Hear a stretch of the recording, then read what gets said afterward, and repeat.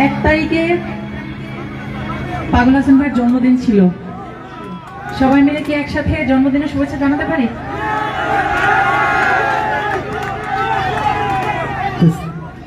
আপনারা বেয়াদবি নেবেন না, একটা কথা বলতে চাই এবং বিদেশের মাটিতে পা রেখেই আমার দেশের মানুষের সামনে দাঁড়িয়ে বলতে চাই যে সাধারণত অনেক বয়স হলে আমরা তাকে সাধক বলি। সাধক পর্যন্ত পৌঁছাতে গেলে অনেকটা সময় ত্যাগ তিতিক্ষার পরে একটা অবস্থানে একজন সাধক যেতে পারে, কিন্তু এত অল্প বয়সে পাগল হাসান ভাই নিজেকে একজন সাধক হিসেবে, পরিপূর্ণ সাধক হিসেবে নিজেকে তার যোগ্য জায়গায় নিয়ে আসবেন, এটা হয়তো পাগল হাসান ভাইও জানেন না। তো আমার সৌভাগ্য, আমি পাগল হাসান ভাইকে দেখেছি এবং আমি বিশ্বাস করি, কথা আমি যদি এর আগে অনেকবার বলেছি, আবারও বলতে চাচ্ছি, কারণ আমি জানি এখানে সর্বোচ্চ বেশি দর্শক রয়েছেন সিলেটের, এবং সেই কারণেই কথাটা আমার বলা যে আমি লায়লা পাগল হাসান ভাইয়ের গান যদি না গাই, পাগল হাসান ভাইয়েরও কিছু যায় আসবে না, পাগলের ভক্ত যারা তাদেরও কিছু যায় আসবে না। কারণ পাগল হাসান ভাই তার যে সৃষ্টি এত বছরে তিনি রেখে গেলেন, এটা আরো 50 বছর পর দিন যত যাবে তত উজ্জ্বল নক্ষত্রের মতো এটা জ্বলতে থাকবে, এবং এটা পাগল হাসানের ভক্তরে জল জল করে জ্বলে রাখতে সহযোগিতা করবেন। আমরা শিল্পী, আমরা পাগল হাসান ভাইয়ের গান গাই মানে এটা না যে আমরা পাগল হাসান ভাইকে বাঁচিয়ে রাখছি, আমরা কিন্তু আমাদের প্রয়োজনেই পাগলের গান গাই। কারণ পাগলের গান গাইলে পাগলের ভক্তরা খুশি হয়, আর আমরা সেটা মাথায় রেখে পাগল ভাইয়ের গান গাই। তো সবাই পাগল হাসান ভাইয়ের জন্য দোয়া করবেন, তিনি যেন এইভাবেই আমাদের মাঝে বেঁচে থাকেন। আমি একটা গান গাইছি ভাইয়ের স্মরণে।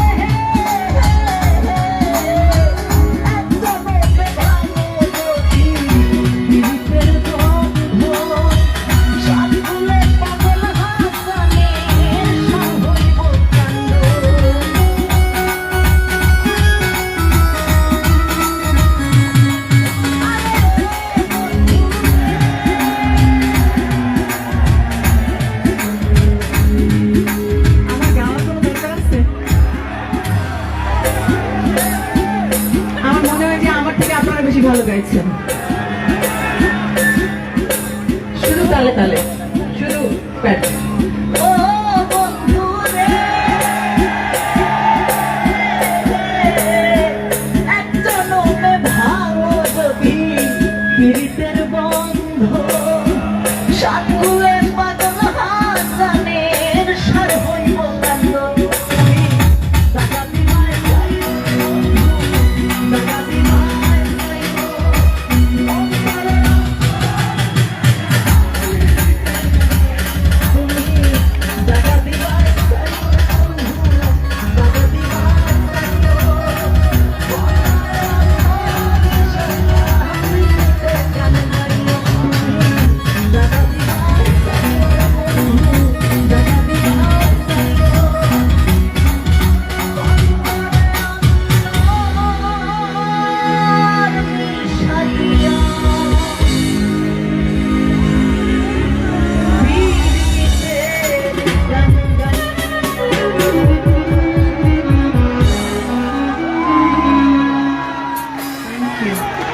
জোরে তালি চাই। Thank you, thank you. আপনাদের মাঝে আরো একজন সিলেটের কৃতি সন্তান জীবন ভাই আছে এখানে বসা। প্রথম যে সময় পাগল হাসান ভাই আমাকে সিলেটে নিয়ে যায়, প্রথম প্রোগ্রাম, ওই সময় জীবন ভাইকে আমার প্রথম দেখা। তো জীবন ভাইয়ের কাছে অনেক ইতিহাস রয়েছে পাগল হাসান ভাইয়ের। তো পাগল হাসান ভাইয়ের জন্য আরেকটা কথাই হবে। ওকে, এবার